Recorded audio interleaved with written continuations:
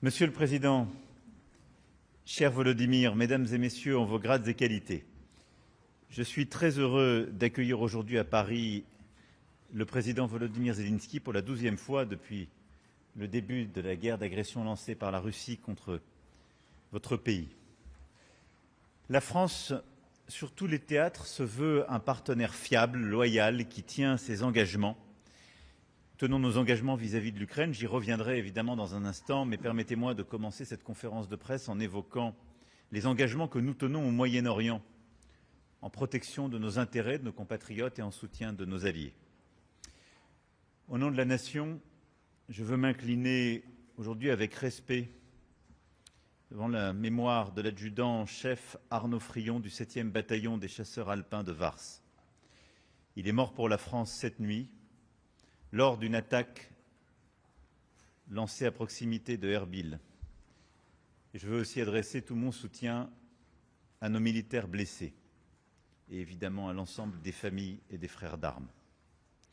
Dès l'annonce de cette attaque, j'ai demandé à nos armées une analyse consolidée des faits, de leurs circonstances, et nous aurons dans les prochaines heures la totalité, je l'espère, de ces informations. Je m'entretiendrai dès le début d'après-midi avec le Premier ministre irakien. Nos soldats ont été frappés, alors que, comme nous le faisons depuis plusieurs années, ils luttaient dans le cadre d'une coalition internationale contre les résurgences du terrorisme dans la région et au service de la souveraineté irakienne. C'est évidemment inacceptable. Face à la guerre en cours, la position de la France est purement défensive, en soutien à ses alliés, et ne saurait justifier jamais qu'on s'en prenne à elle. La France continuera de faire preuve de sang-froid, de calme, de détermination, d'être fiable vis-à-vis de nos partenaires, de protéger nos ressortissants et de défendre nos intérêts et notre sécurité. Et rien, jamais, ne nous détournera de ces objectifs. Mesdames et Messieurs, alors que nous sommes donc confrontés à une accélération des événements et des crises, et que les yeux pour beaucoup sont braqués vers l'Iran, cette visite du président Zelensky revêt pour moi une importance toute particulière. Elle me permet de souligner avec force que rien ne nous détournera de l'Ukraine, des efforts que nous y faisons, laquelle fait face depuis plus de 4 ans avec une ténacité et un courage remarquables à l'agression de la Russie. Notre soutien ne faiblira pas. Je l'ai dit le 24 février dernier, les dynamiques actuelles signent d'ores et déjà un triple échec pour Moscou. Un échec stratégique, un échec économique, une faillite morale. Aujourd'hui, la Russie croit peut-être que la guerre en Iran va lui offrir un répit, elle se trompe. Nous avons, dans le cadre du G7 que j'ai tenu il y a 2 jours, mercredi, réaffirmé que le contexte de montée des prix du cours du pétrole ne doit en aucun cas amener à revoir notre politique de sanctions à l'égard de la Russie. C'est la position que le G7 a tenue, c'est la position évidemment de la France et de l'Europe. Il est aussi étrange de voir la Russie appeler à un cessez-le-feu au Moyen-Orient, alors qu'elle refuse depuis plus d'1 an avec obstination tout cessez-le-feu plusieurs fois présenté par le président Trump et d'autres pour l'Ukraine. Le 24 février dernier, l'Assemblée générale des Nations unies a adopté par 107 voix une résolution pour soutenir une paix durable en Ukraine, appelant à un cessez-le-feu immédiat, complet et inconditionnel. Cette résolution a été rejetée par la Russie, une fois encore. Elle ne défend pas la paix, nulle part. Je vais ici rappeler que la Russie est un allié historique et stratégique du régime de Téhéran, avec lequel elle a signé en janvier 2025 un accord de partenariat stratégique global dont les détails n'ont jamais été révélés et qui se traduit notamment par la production en territoire russe de drones d'origine iranienne. Je le dis aussi pour bonne mémoire et pour que toutes les nations qui sont engagées en guerre contre l'Iran, ce qui n'est pas le cas de la France, je l'ai rappelé, mais soient cohérentes dans les positions tenues et qu'elles sachent avec qui ces drones sont produits. Personne n'ignore que le ciel ukrainien a malheureusement été un banc d'essai pour les drones iraniens qui tombent aujourd'hui dans le Golfe et sur certains de nos alliés. C'est pourquoi je sais que le président a raison, et je l'en remercie, a tout de suite souhaité soutenir ces nations et apporter les solutions ukrainiennes, votre innovation, vos capacités. En tout cas, dans ce moment que nous vivons, je le disais, notre engagement en faveur de l'Ukraine, nous le tiendrons. Car il en va de la sécurité de l'Ukraine, mais également de l'Europe et de la France. Dans le processus en faveur d'une paix juste et durable, l'Europe a un rôle de tout premier plan à jouer. L'Union européenne et ses États membres sont le premier contributeur à la résilience de l'Ukraine depuis le début de la guerre.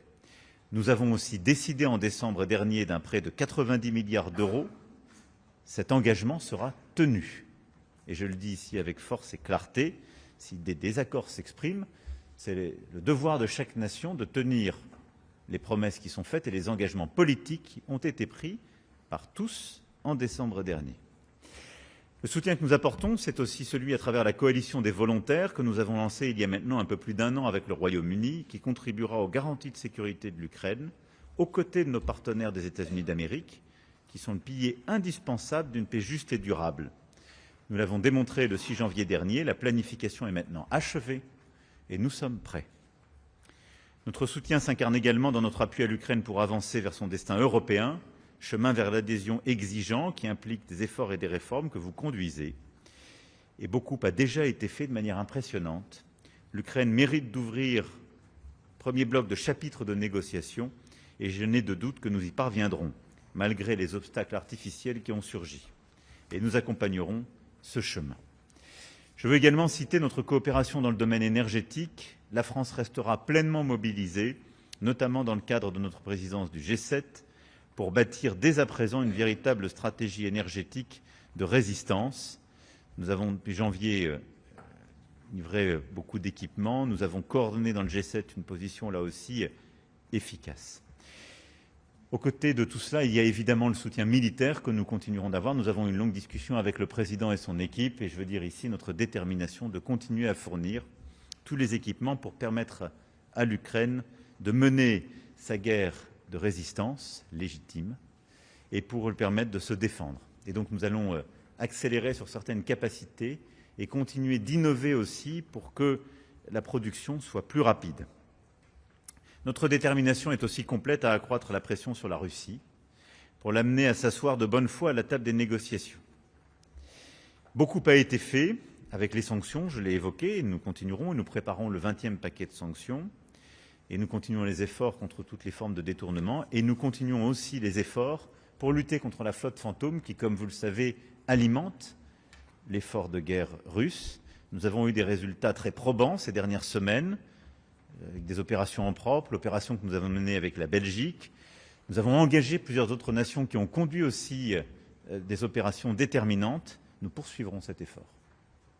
Voilà, mesdames et messieurs, ce que je souhaitais dire ce midi en accueillant à nouveau le président Zelensky. Cher Volodymyr, dans le combat que vous menez pour votre liberté, votre indépendance, votre intégrité territoriale, vous défendez l'idée d'une paix juste et durable, la seule compatible avec le droit international, et vous menez un combat pour votre sécurité, mais aussi pour celle de tous les Européens. À ce titre, vous avez toujours votre place ici. Et c'est toujours une fierté pour la France de vous accueillir. Merci beaucoup. Дякую дуже. Дуже дякую тобі особисто, Еммануеле. Дякую за все. Шановний пане президенте, шановні присутні, журналісти. Я вдячний за цей візит, за всю підтримку Франції для України, українців, за твою особисту підтримку, Еммануеле. Ми в Україні все це знаємо і дуже цінуємо, і також цінуємо, що завжди можемо координуватись з Францією та в багатьох питаннях бути однодумцями. Це так важливо, особливо під час війни. Сьогодні ми говорили з Еммануелем, з його командою, вдячні також колегам. І передусім говорили про безпеку, нашу безпеку України, Європи, безпеку глобальну з точки зору подій на Близькому Сході та в регіоні Затоки. Напередодні в Іраку через іранський удар загинув французький військовий. Прийміть, будь ласка, співчуття від мене особисто, мої співчуття, співчуття всіх українців, рідним та близьким. Були також поранені солдати, ми сподіваємось на швидке одужання. І для усіх в світі це дуже важливо, щоб завдяки спільним зусиллям вдалося стабілізувати ситуацію та не допустити ширшого розгортання ще й цієї війни. Усі бачать втрати життів, усі бачать руйнування, загрози для різних країн регіону, усі бачать дестабілізацію глобальних ринків через фактично зупинку руху через Ормузьку протоку. Можуть бути різні оцінки цієї американської кампанії проти іранського режиму, але будь-кому складно сперечатися із тим, що цей режим в Ірані терористичний, і цьому регіону, і самому Ірану точно потрібно значно більше поваги до життя і більше захисту життя, передусім від цього режиму в Ірані. Україна може зробити внесок в стабілізацію. Вже більше 10 країн звернулось до нас за підтримкою в захисті від шахедів іранських ударних дронів. Це фактично ті ж ударні дрони, які іранський режим передавав Росії і навчав росіян застосовувати їх проти мирного населення України. Зараз ми в Україні маємо найбільшу в світі експертизу в протидії шахедам через всю війну, безумовно, через всі ці масовані атаки. Це і створення перехоплювачів, це нова наша експертиза і системний захист від дронів, передусім іранських. Недостатньо просто отримати десь перехоплювачі, треба, щоб був досвід їхнього застосування. Такий досвід є у наших воїнів, має бути відповідна системна робота з радарами, з усією системою протиповітряної оборони. Україна готова поширити такий досвід заради безпеки тих партнерів, які нам допомагають. Звісно, ми проговорили це із Еммануелем, і, звісно, ми будемо всі координувати наші дії. Звісно, ми вважаємо, що в Європі потрібно реалізувати такий захист. І війна Росії проти України, удари з Ірану по країнам регіону демонструють, що таке сучасна війна, які є загрози, якою має бути взаємодія партнерів заради захисту. Ми з президентом Франції про це теж ми говоримо детально і готові працювати разом з Францією. Важливо, щоб лідерство Франції було в таких спільних захисних проєктах для Європи. Звісно, і сьогодні, і завжди у нас предметна координація з Еммануелем по питаннях нашого захисту в Україні, нашої оборони. Бо Еммануель точно поінформований про всі аспекти на фронті. І я вдячний тобі за підтримку, вдячний за поради.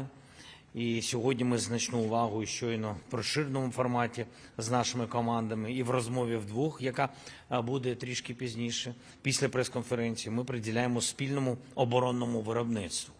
Ми говорили про двосторонні проєкти, про програми SAFE. Все це значний потенціал, який може посилити і наші держави, і всю Європу. Україна вдячна за оборонну підтримку Франції впродовж всіх цих років. І сьогодні ми визначили кроки і конкретні рішення, які можуть дати сильні результати. Це стосується і ППО, і бойової авіації. Ми обговорили нашу співпрацю з Францією на рівні ЄС в рамках коаліції охочих. Ми пам'ятаємо, як добре спрацювало лідерство Франції та Еммануеля особисто для того, щоб Україна здобула статус кандидата на вступ в Європейський Союз. Це була історичний крок, історична подія. Я тобі дуже вдячний, Еммануель. Зараз лідерство Франції може бути багато в чому вирішальним, також і для майбутнього вступу України в Європейський Союз. Ми говоримо про можливі формати, має бути чітка дата такого вступу. Принаймні ми дуже цього хочемо, щоб у Росії не було просто жодної можливості блокувати Україну через російських спільників десь тут в Європі. Важливо і надалі продовжувати тиск на Росію за цю війну. Заради досягнення справжньої безпеки і тривалого миру треба подолати блокування 20-го пакету санкцій ЄС проти Росії. Еммануель про це вже сказав. І тим більше на фоні рішень Америки про часткове послаблення санкцій проти російської нафти, яка зараз перебуває на танкерах в морі. Тільки одне це послаблення з боку Америки може дати Росії на війну суму близько 10 мільярдів доларів. Це точно не допомагає миру. І тому рішучість Євросоюзу, рішучість інших партнерів в світі зараз має зберігатись, має працювати так, щоб у Росії не було додаткових ілюзій. Росія повинна завершити цю війну. І я вдячний кожному, хто нам з цим допомагає. Ще одне. Для нас важлива підтримка в питанні про пакет 90 мільярдів євро для України на 2 роки. Це фінансова гарантія безпеки для нас. І зараз напередодні зустрічі європейських лідерів в Брюсселі наступного тижня ми координуємо наші позиції, щоб вийти на розблокування цих коштів. Коли Росія зараз фактично отримує додаткові ресурси завдяки черговій дестабілізації, Україна має отримати те, по чому Європа вже ухвалила рішення. Важливо, щоб рішення Європи працювали. Франція нас в цьому підтримує. Дякую тобі за це, Еммануеле. Дякую. Слава Україні. Je crois qu'il est prévu que nous prenions 2 questions. Je vous en prie, Monsieur Ricard. Bonjour, Philippe Ricard pour Journal Le Monde. D'abord, une première question à messieurs Macron et Zelensky sur la question des sanctions contre la Russie et ses exportations de pétrole. Vous avez rappelé, monsieur Macron, le consensus apparent au niveau du G7, comme quoi il fallait rester unis et maintenir ces sanctions. Or, on voit depuis 2 jours ou même 3 des dérogations américaines qui permettent le transport en fait de livraisons sur certains bateaux, livraisons russes de pétrole. Est-ce que ça veut dire que le président Trump est un adepte du double langage sur le sujet? Je voulais avoir votre réponse, messieurs Macron et Zelensky. Et puis une autre question liée à l'hommage que vous rendiez aux soldats français morts aujourd'hui en Irak. À propos de ce décès et des blessés français qui restent là-bas, d'ici à combien de temps pensez-vous être en mesure d'organiser une riposte, monsieur Macron? Est-ce qu'il n'y a pas le risque avec cette riposte d'entrer dans une forme d'engrenage guerrier dans la région, à la fois en Irak, mais aussi en soutien des Émirats arabes unis qui sont éminemment touchés par la réplique iranienne, et connaître, monsieur Zelensky, quelles sont en détail l'aide que vous apportez déjà aux pays du Golfe menacés par les frappes iraniennes. Merci. Merci beaucoup. Pour ce qui est des sanctions, il est tout à fait juste que les États-Unis d'Amérique ont acté des dérogations limitées dans le temps et les conditions et pour quelques pays.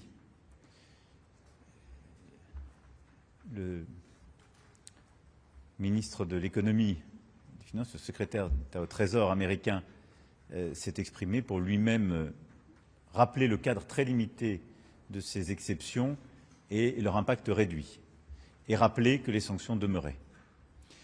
Et pour ce qui est du G7, la position commune a bien été le maintien des sanctions à l'égard de la Russie. Et pour ce qui est des Européens et de la France, c'est le maintien des sanctions. Et la situation ne justifie en rien de lever ces dernières. Donc je considère que ce que je vous ai dit tout à l'heure reste valable et que la décision qui a été prise de manière exceptionnelle et limitée par les États-Unis d'Amérique, c'est à eux de la justifier, mais elle ne revient pas de manière durable et large sur les sanctions qu'eux-mêmes ont décidées, et à les écouter. Et le Président, dans les discussions que j'ai pu avoir avec lui et dans leurs propos publics, ils ne remettent pas en cause cette approche. Pour ce qui s'est passé ces dernières heures en Irak, au-delà de ce que j'ai pu vous dire à l'instant, je serai très prudent et j'attends d'avoir tous les éléments qui me seront fournis par l'état-major des armées et nos services, et j'attends de pouvoir parler avec le Premier ministre irakien. Je n'élaborerai aucune forme de scénario, ni n'entrerai dans quelque politique fiction sur ce sujet. J'ai rappelé la position de la France. Elle est claire dans la région. Elle est défensive. Nous ne sommes pas engagés en guerre contre qui que ce soit. Nous avons une présence dans la lutte contre le terrorisme, dans un cadre qui est connu, et c'est le cadre en Irak, dans lequel se battait notre soldat. Et nous sommes là pour protéger nos ressortissants, nous sommes aux côtés de pays alliés avec lesquels nous avons des accords de défense, et nous sommes présents pour participer à la liberté de navigation et sécurité maritime dans la région. C'est tout. Mais nous assumons ces missions pleinement, avec les risques qu'elles comportent. Дякую за запитання. Санкціями, на мій погляд, Еммануель вже відповів.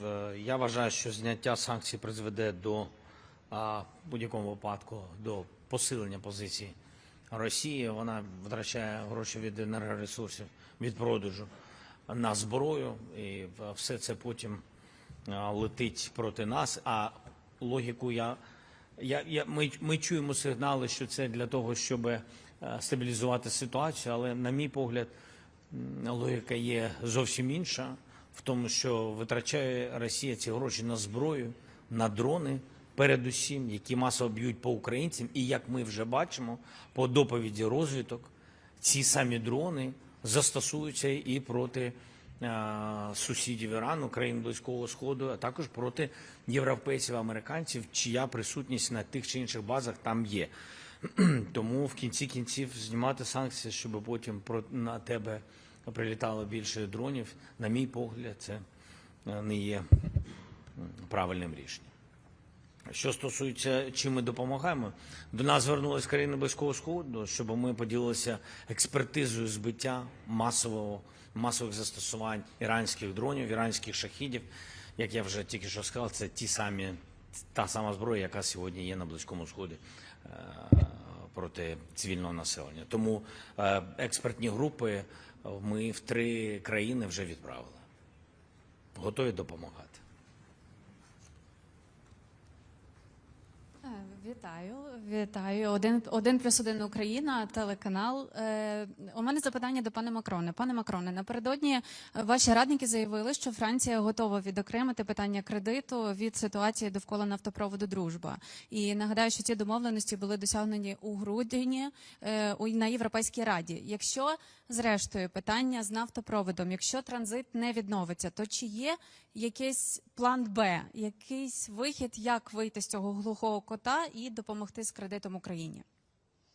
А до пана президента у мене питання Володимира Зеленського по Близькому Сходу. Чи є вже якісь результати роботи нашої команди на Близькому Сході? І, власне, ви вже згадували про те, що є країни, які готові працювати з Україною і довкола зброї. Так от, які це країни і чи мова йде саме про продаж зброї для цих країн? Дякую. Дякую за запитання. В кінці тижня військові і секретар РНБО повернуться, і буде доповідь повна. Ми маємо запит на сьогодні від 6 країн щодо допомоги. Експертизу ми відправили в 3 країни. І окремо є запитання щодо американської сторони, окреме запитання щодо Йорданії. І запит, вибачте, щодо Йорданії. Вони повернуться, будемо розуміти обсяг тієї допомоги, яку очікують від нас партнери. Безумовно, те, що я сказав про дрони-перехоплювачі, частково я сьогодні говорив про це під час виступу, і також проговорювали це з Еммануелем. Ми знаємо, що в країнах і близькосхідних, і в Сполучених Штатах Америки є відповідна кількість дронів-перехоплювачів. І в європейських державах. Так воно буває. Так, але без наших пілотів, без військових, без спеціального софта все це не працює. Ця система є тільки у нас, вона офіційна, є в Збройних силах України. І тому всі розуміють, навіть маючи десятки і сотні перехоплювачів, вони, чесно кажучи, ситуацію не вирівнюють.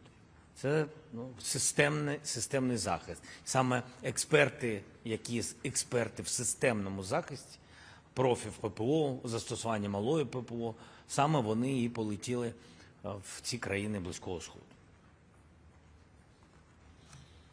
Cette conférence de presse est terminée. Merci beaucoup.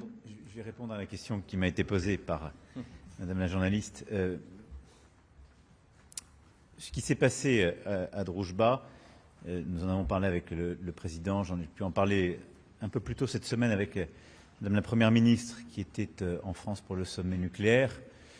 Il est important que d'abord toute la transparence soit faite et les efforts de la présidente de la Commission sont tout à fait positifs à cet égard et que les travaux soient faits au plus vite et je sais l'engagement pris par l'Ukraine en la matière et je pense qu'il faut apaiser le débat sur ce qui s'est passé. Donc la transparence, la rapidité des travaux pour apaiser le débat. Mais ceci c'est un sujet en soi, si je puis dire. La décision des 90 milliards de prêts, c'est une décision que nous avons prise ensemble par rapport à un contexte de guerre qui n'a pas changé. Et donc nous devons tenir les engagements pris, la décision prise. Voilà. Et donc, c'est ce à quoi nous allons travailler dans les jours et les semaines qui viennent. Je sépare les deux sujets et j'ai la même détermination sur les deux sujets. On doit tenir notre parole. Et donc, les 90 milliards, nous devons le faire dans les conditions définies en décembre dernier. Druzhba doit être réparé au plus vite et toute la transparence doit être faite pour apaiser les choses. Merci beaucoup. Merci beaucoup. Merci à vous. Merci, mesdames et messieurs. Thank you so much.